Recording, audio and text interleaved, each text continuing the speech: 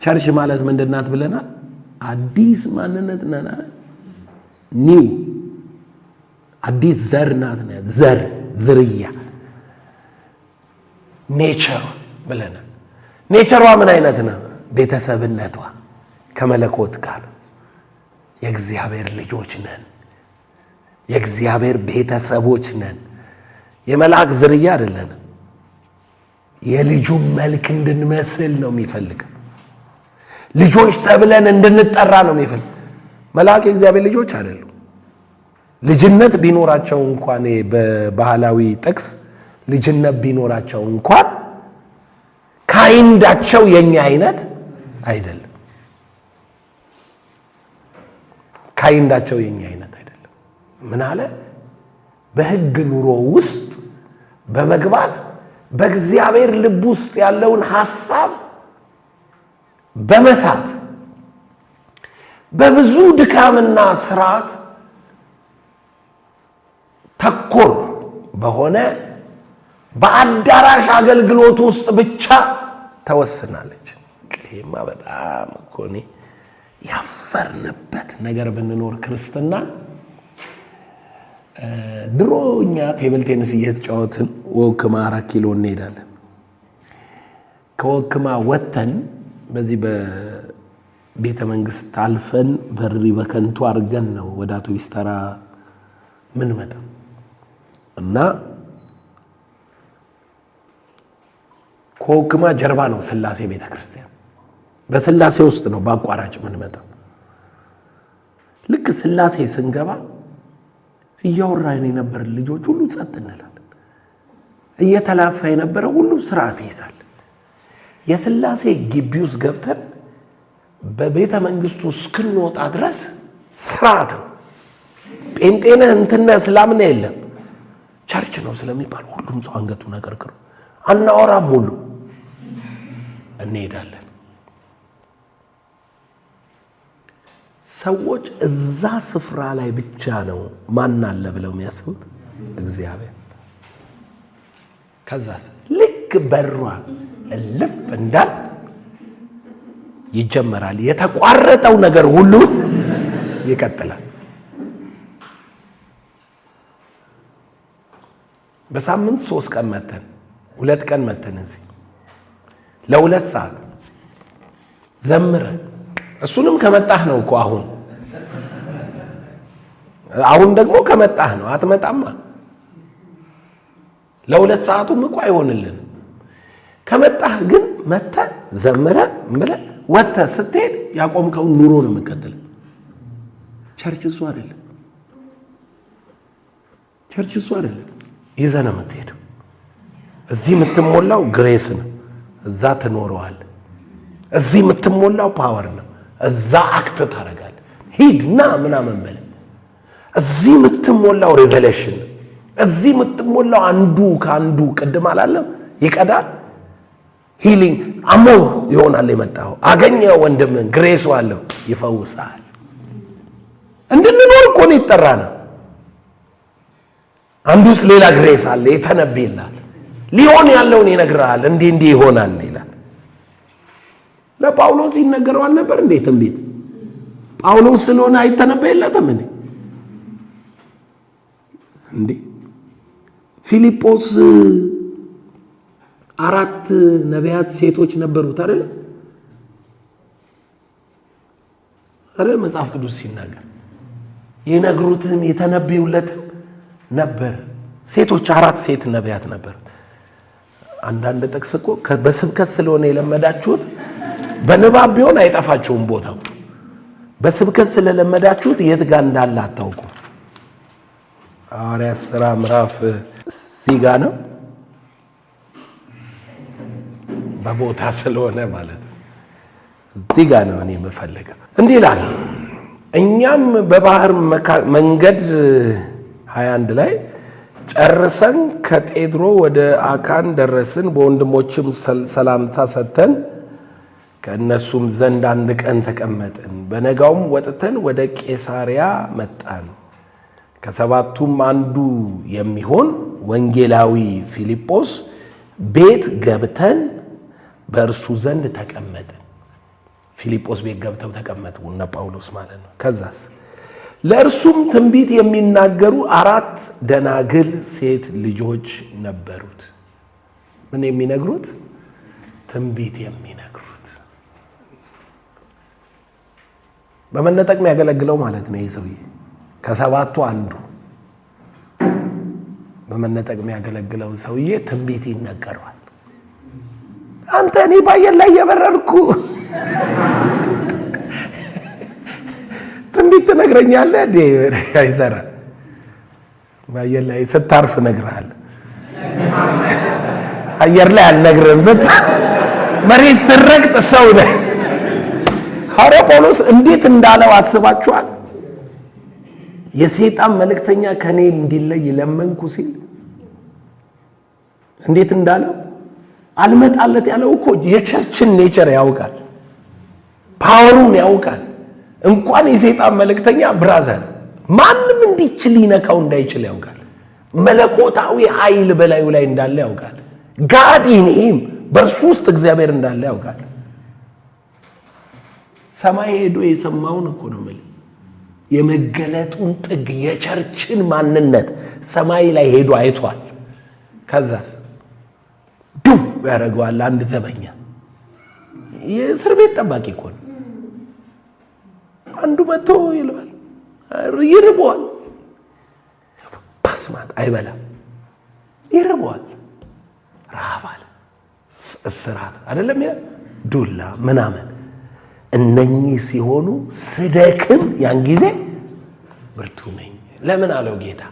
ኃይሌ በድካም ውስጥ የለሁም አላለም ጌታ። አንተ ሰው ነህ፣ ሲንግል ፐርሰን ነህ፣ ሁሉ በሁሉ አይደለም። ግን ኃይሌ ግሬስ በዚህ ሁሉ ውስጥ ደስ እያለ ትቀጥላለህ። ቤተ ክርስቲያን በእግዚአብሔር ልብ ውስጥ ትምህርት 1 ቤተ ክርስቲያን በእግዚአብሔር ልብ ውስጥ ያላት ስፍራ ምንድነው? ምንድነው ቤተ ክርስቲያን የሚለው? እግዚአብሔር አምላክ ለአብርሃም በነገረው ትንቢታዊ ቃል ለመፈጸም እስራኤልን ከባርነት ከተገዙበት ሲያወጣቸው እርሱ በእነርሱ ሊሰራ ያቀደውን አጀንዳ ነበረው። ይሄን እንግዲህ ምንድነው ምሳሌ ሆኖ እንድንረዳው የእስራኤልን ማንነት ስናመጣ የምንረዳው ከቀጥታ ከሱ ልብና ሐሳብ አንጻር ምን ነበረ የእግዚአብሔር ፍላጎት እነሱ ሐሳብ ጋር አለመጣጣሙን ነው ማየት ያለብን። ምን አላቸው ዕብራውያን ላይ? ዘወትር በሐሳባቸው ምን ይላሉ? ይስታሉ፣ መንገዴን አላወቁም። አሁን ያለችውን ቸርችም እንደዚሁ ነው የምናያት ሐሳቡን አግኝተሻል ወይ? እሱ በልቡ ያሰበውን ሐሳብ አብርሃም ጋር ነው የመጣው። መጀመሪያ አብርሃም ጋር መጣና ሲነግረው ለአብርሃም ዘር ላንተ ባልሆነ ምድር 430 ዓመት ባሪያ ሆኖ ይገዛል። ከዛ ምድር በብዙ ክብርና ተስፋ አወጣቸዋለሁ። ከዛ ይሄ አሁን ከዚህ እስከዚህ ሰጥቻለሁ ያልኩን ምድር ይወርሳሉ። ይሄ ፕሮፌሲ የእግዚአብሔር የልቡ ሐሳብ ነው ለነሱ። ይሄንን የልቡን ሐሳብ እግዚአብሔር ለአብርሃም ሲነግረው አሁን ግልጥ ብሎ እንዲታያችሁ የምፈልገው ሙሴ ሲመጣ እንኳን ትንቢቱን እግዚአብሔር ማን እንደሆነ አያውቁም እነሱ። ይገባችኋል ምለው? አሁንም እንዲሁ ነን እኛ። አሁን ሃይማኖት እግዚአብሔር የሚል ስላስለመደን ነው እንጂ የልቡ ሐሳብ ጋር ይሄዳለው ካልክ አታውቀው። ላንተ ምን አለ ኤርሚያስ ላይ? ስለናንተ የማስባትን እኔ አውቃለሁ። ስለናንተ የማስባትን ሐሳብ እኔ አውቃለሁ። እግዚአብሔር ስለ አንተ የሚያስበውን ሐሳብ ያውቃል እሱ። ጥያቄው እየሰማኸው ራሱ አንተ ራሱ አታውቅም። ማነ ብለህ ነው የምትጠይቀው። አሁንም በልዩነት ማየት አለባችሁ። ስለ ቸርች ሲነገር የለመድከውን ቸርች አይደለም የሚመጣል። ልብ ውስጥ ምን አይነት ቸርች ነው ያለው? እሱ ልብ ውስጥ እችን ቃል ልጠቀማት። ዕብራውያን ምዕራፍ 2 ላይ ምን አለ? ቁጥር 10 ላይ ብዙ ልጆችን ወደ ክብር ሲያመጣ የመዳናቸውን ራስ በመከራ ይፈጽም ዘንድ ሁሉ ከእርሱ በእርሱ ለሆነ ለእርሱ ተገብቶታል። የሚቀድሰውና የሚቀደሱት ከአንድ ናቸውና ስለዚህም ምክንያት ስምህን ለወንድሞቼ ነገርኳቸው ይላል አለ። አሁን አስቡት፣ የእግዚአብሔር ሐሳብ ብዙ ልጆችን ነው የሚፈልገው ማለት ነው። ወደ ምን እንዲመጡለት? ወደ ክብር እንዲመጡለት። ያንን ለማድረግ መከራቸውን ተቀበለ። እርሱ ሁሉን ፈጸመ፣ ሁሉን አረገ። ከዛ በኋላ አንድ አደረገን ከራሱ ጋር። የሚቀድሰውና የሚቀደሱት ከስንት ሆኑ? ከአንድ ሆኑ። በቃ አሁን ከአንድ ናቸው። በዚህ ምክንያት ስምህን ለወንድሞቼ ይልና ወንድሞቹ ብሎ ሊጠራን አላፈረብንም። ወንድሞቹ ተብለን ተጠርተናል። የእግዚአብሔር ልጆች ሆነናል ማለት ነው። ምን አለ? እኔ በእርሱ እታመናለሁ ደግሞም እነሆኝ እኔ እግዚአብሔር የሰጠኝ ልጆች ሲል ወንድሞቹ ብሎ ሊጠራቸው አያፍርም። እግዚአብሔር የሰጠኝ ልጆች ብሎ የእግዚአብሔር ልጆች ብዙ ልጆችን ማምጣት የሚፈልገው አሁን ማን ነው የሚያስበው? አሁን በሚቀጥሉ ጊዜያቶች የወንጌል ዘመቻ ይኖረናል። ቸርች ላይ እየሰራን ያለነው ነገር አለ። ከዛ በዚህ በዲሳይፕል ስርዓት ውስጥ የወንጌል ዘመቻ ይኖራል እና የወንጌል ዘመቻው ሪሊ ወንድም የእግዚአብሔር ልጅ አለመሆኑን ታምናለህ? አንተ በልዩነት የእግዚአብሔር ልጅ እንደሆንክ ታምናለህ? ከወንድም ጋር ጌታን ካልተቀበለ ወንድም የእናት ልጅ ማለት ነው። ከወንድም ጋር እናትህ መሆኗን ታምናለህ? አባትህ የዚህ ዓለም ገዢ ልጅ እንደሆነ ታምናለህ? ምታመጣው ወደ እግዚአብሔር ልጅነት እንደሆነ ታምናለህ? እንደዚህ አናምንም። ሃይማኖት እንዳለው ነው ምናምን። እሱም በሃይማኖቱ እኔም በሃይማኖት ወይንም ኃጢአተኛ እንደሆነ ነው የምታስብ ወይ ጴንጤ አይደለም ነው የምታስብ። ሲሪየስሊ ሰውየው ወደዚህ ክብር እንደሚያመጣው ሰው ሴንስ አታረግም። ሰውን ከሞት የሚያድነው ከዚህ የሚበልጥ ስራ የለም አላለም ዮሐንስ? ሰውን ከሞት ከማዳን የሚበልጥ ስራ የለም፣ ከዘላለም ፍርድ ከቁጣ ማዳን። እኛ በየቀኑ እየገባን እየወጣን አብረው በስጋ በጣም የምንወዳቸው ክፉ እንዳይነካቸው የምንፈልግ ሰዎች የእግዚአብሔር ልጆች ወደ መሆን እንዲመጡ ግን አናረጋቸው። እንዴ አይገርምም? በስጋ እንዲያማቸው ማንፈልግ፣ ከታመሙ ብራችንን አውጥተን የምናሳክማቸው ክርስቶስ ወደ ከፈለላቸው ጤንነት እንዲመጡ ግን አንፈልግም። አናምንማ። እምነት ስለሌለን ያንን ነገር የህይወታችን ዓላማ አድርገን አንይዘው። ለምንድን ነው ሲባል እግዚአብሔር ልብ ውስጥ ያለው ሐሳብ አይደለም። ሐሳብ እግዚአብሔር እዚህ ላይ ሲናገር ምን ይላል? የእስራኤል ልጆች በሐሳባቸው እንደሳቱት አሁንም ሐሳቡን ካላገኘን፣ ሐሳቡን በልብ ውስጥ ቸርች ምንድናት ቢለውን ካላገኘን ከወጣህ በኋላ ከግብፅ የገጠመህ ነገር ነው የሚገጥምህ። እስኪ ወደ ኋላ እንሄድና ግብፅ ላይ የነበሩትን ሰዎች እንመልከታቸው። እስራኤል የእግዚአብሔርን አጀንዳና እርሱ ስለ እርሷ የሚያስበውን ቸል በማለት ከመለኮታዊው አጀንዳ ወጣች። በዚህ ምክንያት ኪዳናቸው ተሰበረ፣ በምድር ሁሉ ላይ ተበታትነው ኖሩ ይላል። እስኪ እንመልከታቸው። እስራኤል ሚስ አንደርስታንድ የፈጠረው የእግዚአብሔር ዓላማ ምን ነበረ የሚለውን ባለማወቃቸው ነው እና ከሐሳቡን ካለመረዳት የተነሳ ወደ ውድቀት ሄዱ። ውድቀት ውስጥ ገቡ። ፌለሪቲ ነው የገጠማቸው። እንደዚህ ወሰዱት። አሁን ግብፅ እያለክ አንድ ድንጋይ አልወረወርክም፣ ምንም ኮንትሪቢዩት አላረክም። ግብፅ እያለክ በደንብ እንዲገባችሁ ፈልጋለሁ ይሄ ሐሳብ። ቸርች እዚህ ኮንፊዥን ውስጥ ስላለች ግብፅን አስመልክቶ በመስቀሉ ስራ ላይ አንድ ነገር እንዳላዋጣክ ታውቃለህ። በመስቀሉ ስራ ላይ እግዚአብሔር የሰራውን ሁሉ የሰራው በመስቀሉ ስራ ላይ የት ነው? ላንተ ነው። አልተወለድክም፣ የለህም፣ አልነበርክም። ኢሳይያስ 63 ይህ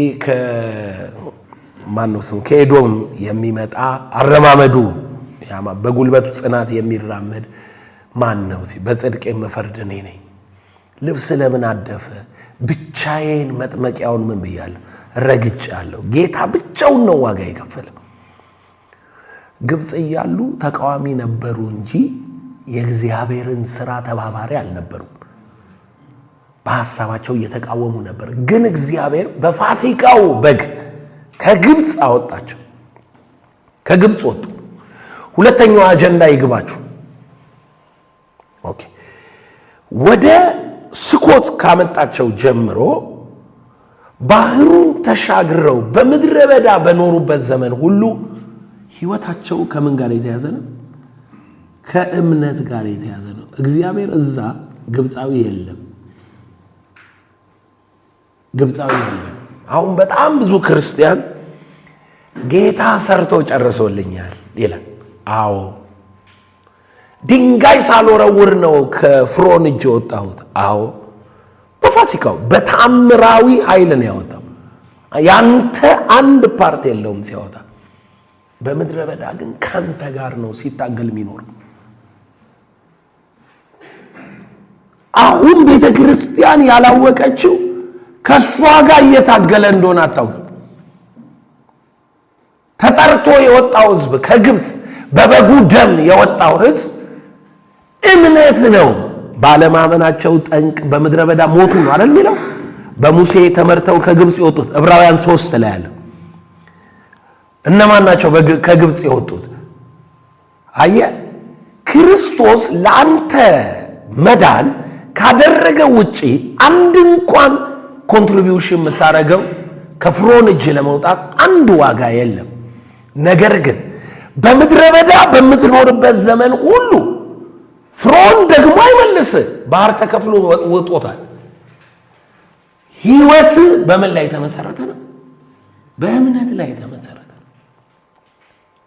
40 ዓመት የእምነት ትግል ነው። የእምነት ጦርነት ነው።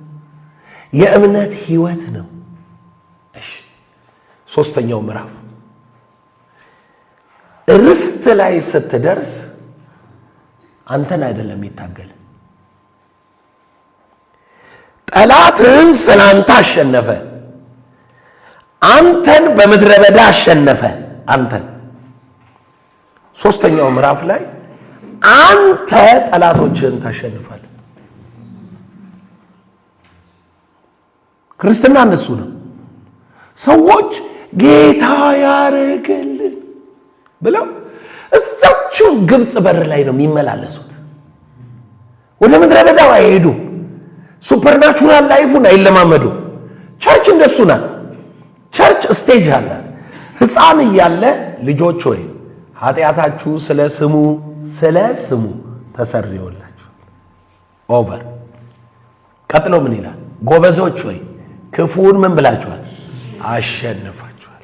ሶስተኛ ላይ መጥቶ ምን ይላል? አባቶች ከመጀመሪያ የነበረው አውቃችኋል። ዩሲ ስቴጁን ቸርች አሁን በዚህ በዓለም ላይ በክርስቶስ ኢየሱስ ደም ወጣ በሱፐርናቹራል ስርዓት ከደመናው በታች ታውቃላችሁ። ምድረ በዳ በነበሩበት ጊዜ ሁሉ ፀሐይ አያቃጥላቸው፣ ቀን በደመና ማታ አይጨልምባቸው፣ የእሳት አምድ ሱፐርናቹራል ነበር ላይፋቸው ማለት ነው። ጊንጥ እባብ ምናምን ምድረ በዳ ላይ ያለው ሲያገኛቸው ልክ ደመናው ውስጥ ሲገባ ፓራላይዝ ይሆናል። ደመናው ማን ነው? ሆሊ ስፒሪት። ሂስ ፕሬዘንስ፣ ህልውናው፣ አብሮነቱ። አየ እግዚአብሔር እንዴት እንዳወጣቸው አላወቁም። ለምን እንዳወጣቸው አላወቁም። የልቡን ሐሳብ አላወቁም። አሁንም እንደዚሁ ነው። የእምነት ህይወት እንድትኖር ይፈልጋል። አንዳንድ ሰው ጌታ ሰርቷል እንባላለን። የት አለ ይላል። አንተን ነው አሁን መስራት የሚፈልገው። አንተ በእምነት እንድትኖር ነው። ያንተን ሐሳብ፣ ያንተን አቋም፣ ያንተን ነገር ነው ማስጣል የሚፈልገው። አሁን ፍርዖንንም ማስጣለው እኮ እዛ። አሁን አንተን ነው ሐሳብህ ከሐሳቡ ጋር፣ መንገድህ ከመንገዱ ጋር፣ ስርዓቱ ከስርዓትህ ጋር እስከሱ ጋራ በህልውናው ደስ የሚለው በሱፐርናቹራል ፓወር እንድትኖር ይፈልጋል። ልክ ደግሞ ከፍ ስትል እኔ እዋጋልሃለሁ አይልም። በአንተ በሰይፍ ይዘህ ነው የምትወጣው። ፀሐይ ይቁም ብለህ ነው የምታቆመው። አንተ የመታህ የምትሄደው ምን ማለት ነው? ስሩዩ ማለት ነው። በአንተ ውስጥ አንተን ከባርነት አወጣ፣ አንተን ሰራ። ሲሰራ ማን ውስጥ መኖር ይጀምራል? አንተ ውስጥ። በአንተ ሆኖ ምን ይላል? ይዋጋል። በቃ ይሄ ነው ክርስትና። በአብ ቀኝ በክርስቶስ ኢየሱስ በተሰራው ስራ አርነት ወጥተሃል። ከዛ በኋላ አንተ በእምነት ከሱ ጋር ባለ አለቱ ሲያጋጥም ውሃ እየጠጣ ምድረ በዳ ሲሆን እንዲህ እያልክ በሱፐርናቹራል ህልውና ሱፐርናቹራል አንተና እሱ በእምነት አክት እያደረክ በእምነት እየሄድክ ከዚያ የሆነ ቦታ ሲደርስ በአንተ መገለጥ ይጀምራል። አንተ እጅን አነሳ ማለት እግዚአብሔር አነሳ ነው። አንተ ተናገርክ ማለት እግዚአብሔር ተናገረ ነው። ለምን? እኛ ውስጥ አለ። እኛውም ምድረ በዳው ላይ ነው። ልክ እቺ መገለጽ God is with us ሃሌሉያ እግዚአብሔር በእኔ ያለ ራባባባ ያለው ገና እንትን ቀይ ባህር ጋር ለምሳሌ ዞር ብለህ ሙሴ ለገለን ነው እንዲያወጣው ትላለህ። እንትኑ አንተ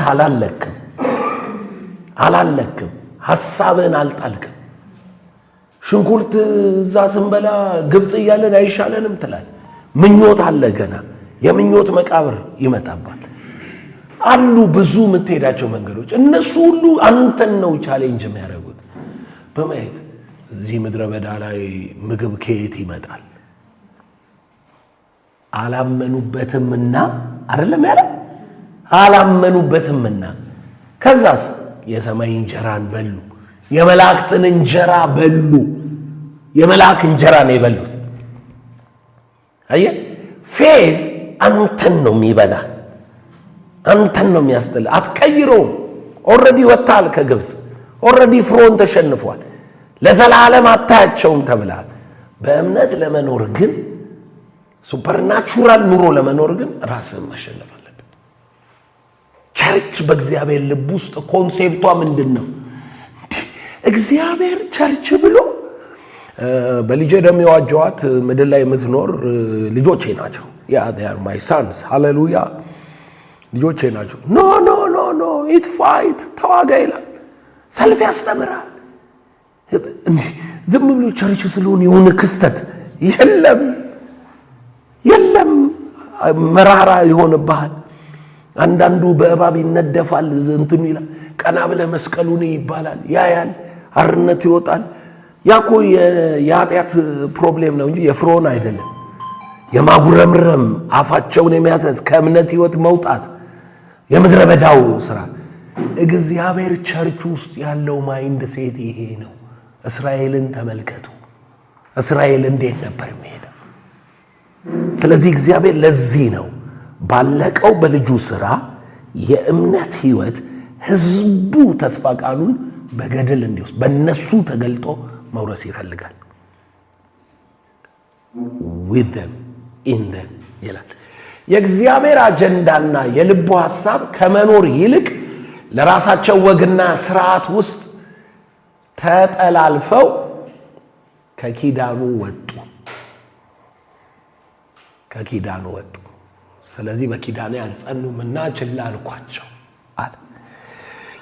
እስራኤልን በደንብ አይታችሁ የቸርች ዘመንም በደንብ ይገባችኋል። ካለዛ እስራኤልን ካላያችሁ የቸርች ዘመን አይገባችሁም። አንደኛ እግዚአብሔር በልቡ ምን ነበር የሚያስበው? ሁለተኛ ምን አይነት ስርዓት ነበር የሚሄዱት? በቃ ቸርች ናት፣ ጌታም አድኖናል አይደለም። you are on journey ማለት ነው። እስኪ ዕብራውያን 3ን ተመልከቱ። ዕብራውያን 3 ላይ ጳውሎስ ምን ይላል? የክርስቶስ ተካፋዮች ሆነናል እየተባለ ይላል። የክርስቶስ ምን ሆነናል? ተካፋዮች ሆነናል እየተባለ ቁጥር 14 የመጀመሪያው እምነታችንን እስከ መጨረሻው አጽንተን ብንጠብቅ የክርስቶስ ተካፋዮች ሆነናልና አለና እየተባለ አለ። ዛሬ ድምፁን ብትሰሙ በማስመረር እንደሆነ ልባችሁን እልከኛ አታድርጉ። ከማጋ ነው ቻሌንጁ? ከልብህ ጋር ነው፣ ከራስህ ጋር። ሰምተው ያስመረሩት እነማን ነበሩ? በሙሴ ተመርተው ከግብፅ የወጡት ሁሉ አይደሉምን? 40 ዓመት የተቆጣባቸው እነማን ነበሩ? ሬሳቸው በምድረ በዳ የወደቁ ኃጢአት ያደረጉ እነርሱ አይደሉምን? ካልታዘዙት በቀር ወደ እረፍቱ እንዳይገቡ የማለባቸው እነማን ነበሩ? ባለማመናቸው ጠንቅ ሊገቡ እንዳልተቻላቸው እናያለን። ይጠፋል ሰው ከዳነ በኋላ ምድረ በዳ ላይ ሊሞት ይችላል። አዎ ሊሞት ይችላል፣ ሊጠፋ ይችላል። ለምን? አሁን በዓለም ነው ያለነው። ልክ እነሱ ምድረ በዳ እንደነበሩት ማለት በምድረ በዳ እንደነበሩት የክርስቶስ ተካፋዮች ሆነናል ተብሎ ግን ምን ይላል? ወደ ረፍቱ መግባት ከፈለጉ ዝቅ ብሎ እኮ ኢያሱ አሳርፏቸው ቢሆንስ አላለም? ከዚህ በኋላ ለሌላ ቀን ባልተናገረ ነበር አለ። አሁን ግን ሌላ ቀን ቀጥሯል አለ። there is the day of the Lord ማለት የጌታ ቀን የምትባለው ይህች ነች ጌታ የሰራት ቀን፣ በሱ በሰራው ማንነት ላይ የምንኖር ወደ ረፍት አይገቡም። ስለዚህ አሁን ቻሌንጁ አንተ ውስጥ ነው። እግዚአብሔር ለዚህ ነው ሁሉን ሰው እምነት ነው የሚጠይቀው። ባለማመናቸው ጠንቅ ሊገቡ እንዳልተቻላቸው እናያለን። ባለማመናቸው። ስለዚህ ቤተ ክርስቲያን in the mind of God ያላትን ስርዓቷን ቅርጿን ተመልከቱላት። እግዚአብሔር ልብ ውስጥ ምን አይነት ቤተ ክርስቲያን ነው እግዚአብሔር ኤክስፔክት የሚያደርገው? ምን አይነት የቤተ ክርስቲያን ታይፕ ነው የሚያስበው እግዚአብሔር? ተሳስቶ ነው በተፈረደበት ዓለም ኑሩ ብሎ እዚህ የሚያስቀምጠን? ተሳስቶ ነው እግዚአብሔር? ዲዛይኑ ይግባችሁ። እግዚአብሔር ቸርች ብሎ ሲጠራ በዓለም ውስጥ ያለ ሱፐርናቹራል ሲስተም ኗሪ ነህ ማለት ነው። ከናን አልገባህም፣ ፍሮን አልያዘህም። ነገር ግን በሱፐርናቹራል ስርዓት በምድረ በዳ ትኖራለህ። አሁን ቸርች ገባችን በቃ እኛ ጌታ አድርጎልናል ምናምን ብለህ አትሄድም። ከግብፅ ወጥተሃል፣ የተጠራ ህዝብ ነህ፣ ተጠርተሃል። ኤክሌሽያ ነህ አይደለም? የተጠራ ህዝብ ነህ፣ ተጠርተህ ወጥተሃል። ከጨለማ ከሞት ጥላ ከምናምን ተጠርተህ ወጥተሃል። ከዛስ በህልውናው አንደር ዘ ሆሊ ስፒሪት በእምነት ሱፐርናቹራሊ ትኖራለህ። ከዛስ ወደ ተስፋ ቃልህ ትገባለህ። ማይንድ ውስጥ ያለችው ቸርች የተጠራው ሕዝብ ነው የሚለው ጌታ። ለዚህ ነው ጳውሎስ መከራ ይቀበላል። ምድረ በዳ መከራ ነበር አለ። ይርባቸው ነበር፣ እምነት። ምኞት ነበረባቸው፣ እምነት። እባብ ነደፋቸው፣ እምነት። አለቱ፣ እምነት። አጉረመረሙ፣ ሞቱ፣ እምነት። በአገልግሎት ጸብ፣ እምነት። የቆሬ የማን ልጆች ናቸው እነኛ? የቆሬ ልጆች ሙሴና ምናምን ላይ አመፁ። ምድረ በዳ ላይ ያለ ህይወት ነው። ማይንዳችሁ እንትን አድርጉት። ምንድነው ቸርች? ለምን እንዲሆንን? ለምን እንዲህ አይነት ኑሮ ቸርች እየተባል ዲቫይን እያልከን ሆሊ ስፒሪት አለ እያልክ፣ አዎ ደመናው ሆሊ ስፒሪት ፕሬዘንሱ እግዚአብሔር አብሮክ እዛው ምድረ በዳ ላይ እኮ እግርህ አያብጥም፣ ልብስህ አያልቅም፣ የመላክ እንጀራ ትበላለህ፣ የሚያሟርትብህ ይወድቃል፣ እንትን ይላል ምናምን። በቃ እየሄድክ በምድረ በዳ ላይ ግን ሱፐርናቹራሊ ትኖራለህ። ፌዝ ይለዋል። ምን አለ? አሁን ያለችው ቤተ ክርስቲያን የገጠማት ተመሳሳይ ነገር ነው። እርሱ በልጁ ቤዛነት በሆነው በደሙ ከኃጢአት አንጽቶ ከጨለማ መንግሥት ወደ ፍቅሩ ልጅ መንግሥት አፍልሶ አካሉና የእርሱ ሙላት ትሆን ዘንድ መንፈስ ቅዱስ ከሥላሴ አንዱ ተልኮ ይዞ ወደ እርሷ መጣ። ታስታውሳላችሁ? ኢሳይያስ ላይ ሲናገር ምን አለ? ፕሮፌሲው ማለት ነው። በእግዚአብሔር ላይ አመፁ ይላል። እስኪ ትንቢተ ኢሳይያስ ላይ እንሄድና እንየው።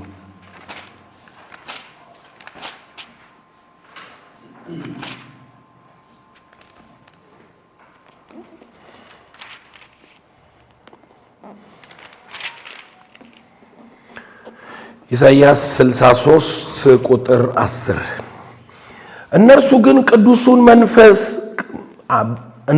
ግን አመፁ፣ ቅዱሱንም መንፈሱንም አስመረሩ። ስለዚህም ተመልሶ ጠላት ሆናቸው፣ እርሱም ተዋጋቸው። እርሱም እንዲህ ብሎ የቀደመውን ዘመን አሰበ። የበጎቹ እረኛ ከባህር ያወጣው ወዴት ነው ያለ? ቅዱሱን መንፈስ በመካከላቸው ያኖረ ወዴት ነው ያለ? የከበረውን ክንድ በሙሴ ቀኝ ያስሄደ ለራሱም የዘላለምን ስም ያደርግ ዘንድ ውሃውን በፊታቸው የከፈለ በምድረ በዳ እንደሚያልፍ ፈረስ በቀላይ ውስጥ ያለ እንቅፋት ያሳለፋቸው ወዴት ነው ያለ? ወደ ሸለቆ እንደሚወርድ ከብቶች እንዲሁ የእግዚአብሔር መንፈስ ወደ እረፍት አመጣቸው። እንዲሁም ለራስ የከበረን ስም ታደርግ ዘንድ ሕዝብህን መራ። አዲስ ኪዳን ሐሳብ ምንድን ነው? በመንፈስ ተመላለሱ፣ መንፈስ ይምራችሁ፣ መንፈስ ቅዱስን ስሙ፣ መንፈስ ቅዱስ ጋር ተባበሩ። ተስም እኮ ነው። ይሄንን ምሳሌ አድርጎ ፕሮፌሲ ታውቃላችሁ፣ ወደፊት ነው እንጂ ወደኋላ አይደለም። ሙሴ ምናምን ብሎ ሲነግርስ ስለምንድን ነው የሚያወራው? ስለ ፊውቸር ነው የሚያወራው። ያን ታሪክ ማውራት ፈልጎ አይደለም የሚነግርህ። የት ነው? ስለዚህ ወደ እረፍቱ የከበረውን ስም ለራስ ታረግ ዘንድ ይሄን ወደፊት የሚታየውን የፕሮፌቲክ እይታ አዲስ ኪዳን ሐዋርያት መንፈስን አታሳዝኑ፣ መንፈስ አታጥፉ፣ በመንፈስ ተመላለሱ፣ መንፈስን ብትሰሙ ወደ እረፍት ትገባላችሁ፣ የመንፈስ ቅዱስ አብሮነትን ይነግራቸዋል። ይሄ ነው ክርስትናው ይላቸዋል። ይሄ ነው መንገዱ። ቤተ ክርስቲያን ማለት እንዲህ ናት፣ እችን ነው የምትመስለው። እነሱ ግን አላወቁትም። ስለዚህ መንፈስ ቅዱስን ያልተረዳ ሰው ኮንፊውዝድ ሆኖ አሁን መንፈስ ቅዱስን ረስታለች። አንድ እንግዲህ እውነት ይሁን ውሸት አላውቅም፣ እኔ ኦርቶዶክስ ስላልሆንኩኝ አላውቅም። ግን ምን እንደሚባል ታውቃላችሁ? ለምሳሌ እኛ ጋር መንፈስ ቅዱስ እንላለን አይደል? እነሱ ጋር መንፈስ ቅዱስ ብዙ አይባልም። ለምን? ጳጳሳቱ ኦልሬዲ እሱን ወክለውታል ተብሎ ነው የሚታሰበው። ጳጳሳቶቹ የሱ ውክልና አላቸው። ስለዚህ አሁን እሱ ሳይሆን ማን ነው የሚወስነው? ጳጳሶቹ ናቸው የሚወስኑት። ለዚህ ነው ብዙ ሜንሽን የማይደረገው። ያው ሰዎች ያሉኝ ነው። እኔ ሃይማኖት ውስጥ መግባት አልፈልግም፣ ግን እውነቱ እሱ አይደለም። አዎ እኛና መንፈስ ቅዱስ ይላል፣ ግን እነሱ ራሳቸው ለመንፈስ ቅዱስ ምን መስጠት አለባቸው? እውቅና መስጠት አለባቸው። ራሴ አሁን እኔ ለመንፈስ ቅዱስ እውቅና መስጠት አለብኝ። እዚህ ቆሜ አሁን የሐዋርያ ዘላለም ነኝ ምናምን ብለህ ብትቆም አይሰራም። አንተ ራስህ ከሆሊ ስፒሪት ጋር አታችመን ሊኖርህ ይገባል። እናንተን መንፈስ ቅዱስ አይደለም ኤጲስቆጶሳት አድርጎ በመንጋው ላይ ምን ያላችሁ የሾማችሁ መንፈስ ቅዱስ እኔ ለመረጥኳቸው ሥራ ጳውሎስና በርናባስን ለዩልኝ። መንፈስ ቅዱስ ነው። መንፈስና ሙሽራይቱ መልአኩና ኮከቡና መቅረዙ አንድ ላይ ነው የሚሄዱት። አብሮነትን ነው የምታዩት። መንፈስ ቅዱስ በሌለበት የክርስትና ኃይልም ሱፐርናቹራልም ላይፍ የለም። አካሉም ቸርችም የሚባል ነገር የለም። ስለዚህ ማወቅ ያለብን ነገር ምንድነው? ቤተ ክርስቲያን ወደዚህ ማንነት መድረስ አለባት። የመንፈስ ቅዱስ ወደዛ ስፍራ መጥተው ኢንተርቴን የሚያደርጉበትን ያንን ቦታ ከክርስቶስ ልደት በፊት ምን ብለው ይጠሩታል? ቸርች ብለው ይጠሩታል። እኛ መጣንና ታይፓችን የነሱ አይነት ሆነ። አሁን ኤክሌሽያ መሆናችን ቀረ። ከግብጽ የወጣን ማለት ነው። መንገደኛ ህዝብ መሆናችን ቀረ። በየቀኑ ሱፐርናቹራል ልምምድ ምን ለማመድ መሆናችን ቀረ። ምን ሆነ? አሁን አዳራሽ ሆነ፣ ቸርች ሆነን። ኤክሌሽያው ጠፋ። እንግዳ ነኝ እኔ ስኖር በዚህች ዓለም፣ ቤቴ በሰማይ ነው ከዚህ ምንም የለም፣ መላክ ይጠሩ። አንተ ቀብር ላይ ነው መዘመር። ቀብር ነው ይሄን መዝሙር የምንዘምር፣ ግን አይደለም ሁሌ ነው መዘመር ያለብን። እንግዳ ስለሆንክ እንግዳ ነኝ ብለህ ነው የምታስበው። መንገደኛ እንደሆነ ሰው ነው የምታስበው። መንገደኛ እንደሆነ ሰው ነው ቶት መሆን ያለበት። ክርስቲያን የመናኙ ጉዞ የሚል ነው አንድ መጽሐፍ አማርኛ ተተርጉሟል። የመናኙ ጉዞ የሚል አይደለ? ሱራ የሆነ ነገር እናንተ ግሩፕ ውስጥ ነበረ አይደል? አላውቅም። እንደው ዝም ብለህ ባታውቅ እንኳን አው ልክ ናት።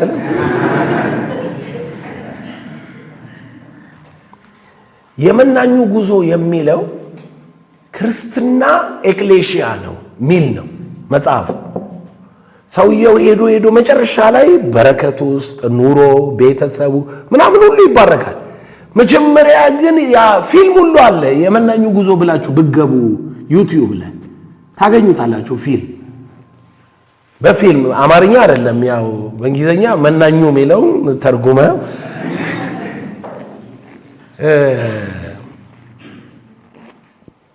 እሱን ስታየው ሰውየው ሸክም ካለበት የኃጢአት ህይወት ነው የሚጀምረው። ከዛ ሸክሙ ሲንከባለልለት ያሳያል። ከዛ ጉዞ ይጀምራል። ከዛ ጦርነት ነው፣ አውሬዎች ይመጡበታል፣ ምድረ በዳ ይሆንበታል፣ ሸለቆ ይሄዳል ምናምን ያለ። ከዛ ደግሞ ወደ በረከት ወይኑን ምናምኑን እያሳየ ሰውየው መጨረሻ ላይ በድል ሲጨርስ የሆነ ከተማ ሲገባ እዛ ከተማ ውስጥ ምኞት ሲይዘው አብሮት ያለውን አንዱን መንገደኛ ሲገለው ምናምን አድርጎ መጨረሻ ሰውየው ሲጨርስ ያሳያል። ወደ ጽዮን ሲገባ እሱ ነው እውነተኛ ክርስትና። እሷ ናት እውነተኛ ቸርች። ጀርኒ ውስጥ ያለ ሰው ማለት ነው። ጉዞ ውስጥ ያለ ሰው ማዕበሉ አለ። በእምነት ነው ህይወቱ የሚሆነው። የእምነት ስርዓት ነው ህይወታችን። በእምነት ነው ሁሉን ነገር የምናደርገው። ሱፐርናቹራሎች ነን እዚህ እያለን። በፀሐይ መውጣት መግባት፣ ትኩሳት፣ መሸ ነጋ አንልም። እኛ በብርሃን ነው የምንመላለስ። ሌሊቱ አይጨልምብንም። ቀኑ አያቃጥለንም። እንጀራ ዘራን አጨድን አንልም። በእምነት ነው የምንኖረው። የእምነት ስርዓት ውስጥ ነው ያለነው። አያችሁት? መጽሐፍ አዳራሽ አስገባን። ይህንን ያመጡት ደግሞ እኛ አይደለንም፣ ኦርቶዶክስ ነው፣ ካቶሊክ ነው ይህን ያመጣ። ቸርች ወደ ሴትልመንት ስትመጣ ወደ ብሉይ ኪዳን ታይፕ ዞረች። ብሉይ ኪዳን ታይፕ ይገባችኋል? ብሉይ ኪዳን ታይፕ ማለት ካህን አለ፣ መቅደስ አለ አይደለ? መስዋዕት አለ፣ እያንዳንዱን ነገር። ከዛ ደግሞ ምን አለ? ሕግ አለ፣ ስርዓት አለ። ወደሱ አመጣችው እና ግሬሱ ራሱ ቀረና ወደ ስያሜው ራሱ ማለት ነው። መቅደስ ማን ነው? አዲስ ኪዳን ላይ እኔ ነኝ የሚለው ጠፋ። መቅደስ አየ። መቅደስ ካለ ታቦት መኖር አለበት። ታቦት ተሰራ። መቅደስ ካለ ካህን መኖር አለበት። ካህናት የሉም አይደለም እኮ። ኒው ቴስታመንት ኢሴንሱ ራሱ ምን አለ? ጠፋ። አዲስ ኪዳናዊ ጣዕሙ እና ወደ ሕጉ ወረደ። ደግሞ እንትን ነካ እንትን አልክ፣ ቀን አክብር ብሎ ሰንበት፣ እንትን በል ብሎ ይሄንን ካላረቅ እንዲያትሆንም ወደ ናቹራል ተፈጥሯዊ መንፈሳዊ የነበርን ሰዎች ተፈጥሯዊ ስርዓት ውስጥ ገብተን እጃችንን አጣምረን ቁጫል። ሐዋርያው ጳውሎስ መሰብሰባችሁን አትተው ብሎ ለምሳሌ በክርስትና ስንሰበሰብ ምን ይሆናል? አለ እኮ የነሱን መቅደስ አይደለም መልክ አለ በክርስትና። አንደኛ ቆሮንቶስ 14 የሆሊ ስፒሪት ህልውና ባለበት ማለት ነው። አንደኛ ቆሮንቶስ 14 ቁጥር 26 እንግዲህ ወንድሞች ሆይ ምንድነው አለ። ወንድሞች ሆይ ምንድነው? በምትሰበሰቡበት ጊዜ ስብሰባ አለ። ግን ስብሰባ ሲኖር እነኚህ የያውነቶች መኖር አለባቸው። ምን አለ? በምትሰበሰቡበት ጊዜ ለእያንዳንዱ መዝሙር አለ፣ ትምህርት አለ፣ መገለጥ አለ፣ በልሳን መናገር አለ፣ መተርጎም አለው። ሁሉ ግን ለምን ይሆናል? ለማነጽ። ዋይ ጉባኤው እንዲታነጽ፣ ጉባኤው ኤዲፋይ እንዲሆን። ለምን? ዘመኑን እንድትዋጁ። በተዋጀ ዘመን ውስጥ ሲሆን የመንፈስን ፈቃድ ወቁ እንጂ ሞኞች አትሁኑ። መንፈስ ይምላባችሁ እንጂ በወይን ጠጅ አትስከሩ። ጸሎት አለ፣ ትምህርት አለ፣ በልሳን መናገር አለ። ከተሰበሰብክ መገለጥ አለ፣ ፕሮፌሲ አለ። ጉባኤ ውስጥ ማን አለ ማለት ነው? መንፈስ ቅዱስ አለ ማለት ነው። አክቲቭ የሆነ የመንፈስ ስርዓት አለ። ስለዚህ ከአዳራሽ ማይንድ ሴት ወደ መሰብሰብና ጸጋን ወደ መከፋፈል መምጣት አለብን። ለእያንዳንዱ መዝሙር አለው፣ ለእያንዳንዱ ፈውስ አለው። በየዘመናቱ ቤተ ክርስቲያን እየታደሰች ትሄዳለች እንጂ ፈጽሞ ልትጠፋ አይቻላት። አይገርምም? በየዘመናቱ ቤተ ክርስቲያን ምን እያለች እየታደሰች ትሄዳለች እንጂ ፈጽሞ ልትጠፋ አይቻላትም። ለምንድን ነው ቤተ ክርስቲያን ማጠፋው? ቤተ ክርስቲያን ቆይ እንዲህ ብዬ ልንገራችሁ። ባሪያዬ ሙሴ ሞቷልና ሲል ማን ነው አብሮ የሚቀጥለው? እግዚአብሔር አለ። ኢያሱ ሲመጣ ሌላ እግዚአብሔር አይመጣም። ሙሴ ነው እንጂ የሞተው ኢያሱ አለ። ይገባችኋል? ምናምን እግዚአብሔር ከኢያሱ ጋር ይቀጥላል እና እግዚአብሔር ምን ይለዋል? ከሙሴ ጋር እንደነበርኩ ካንተ ጋር አንድ እውነት ልንገራችሁ። ሰሞኑን እያየው ነበረ። የቸርች ታሪክ ነው። ፈረንሳይ የነበረው ጳጳስ ወደ ሮም መጣ። ቤተ ክርስቲያን ወደ ሮም መጣ። የፈረንሳዩ ማለት ነው። ሮም መጣና የክርስትና ማዕከል አድርጎ ሮምን ቸርች ፕላንት አድርጎ ያውን ያለውን እንትን ቀጠለ ማለት ነው። ከዛ ሰውየው ሞተ። ሲሞት የቸርች ማዕከል ዓለም አቀፍ ቸርች ነበረች ያኔ። የቸርች ማዕከል ሮም ናት ብሎ ስለነበር እሱ ከፈረንሳይ የመጣው ፖፕ ማለት ነው። ሮም ናት ብሎ ስለነበር ሮም ላይ ሾሙ። ሮም ያሉት የቤተ ክርስቲያን መሪ ብለው ጳጳሱ ሲሾሙ ፈረንሳይ ያሉት ኖ ሰውየው ከኛ እዛ ነው የሚሾመው እንጂ እናንተ የሾማችሁት አይደለም፣ ከዛ አንቀበልም ብለው ፈረንሳዮቹም ጳጳስ ሾሙ። ከዛስ ቆዩ እየተጨቃጨቁ፣ እዛም ጳጳስ አለ እዚህም ጳጳስ አለ። ሁለቱን የዓለም ቤተ ክርስቲያኖች ተሰበሰቡና ሁለቱንም ሽረናል ብለው አንድ ሰው ሾሙ። ሁለቱ አንወርድም አሉ። ስንት ሆኑ? 3 3 ሆኑ። ከአንድ ወደ 2 ከ2 ወደ ምናምን መፍትሄ ሊያመጡ ያሉት ራሱ ሌላ ሶስተኛው ነው ወጡ ማለት ነው።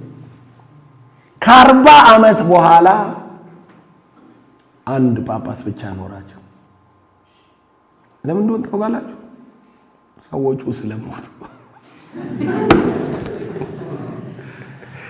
ምን ማለት ነው ዘላለም? ምን ማለት እንደሆነ ታውቃላችሁ?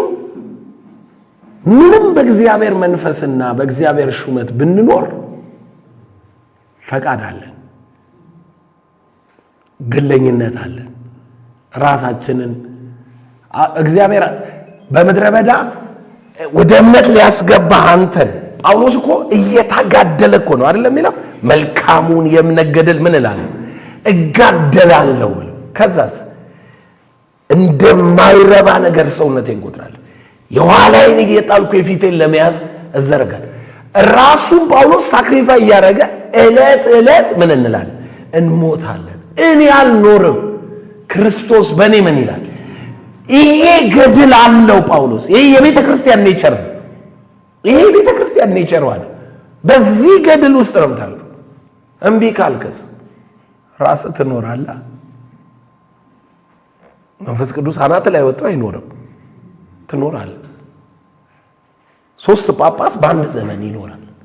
ኢትዮጵያ ውስጥ 2 ጳጳስ ነበረና ሲሞቱ ነው አንድ የሆነው። በቃ እንደሱ ነው የምትኖረው።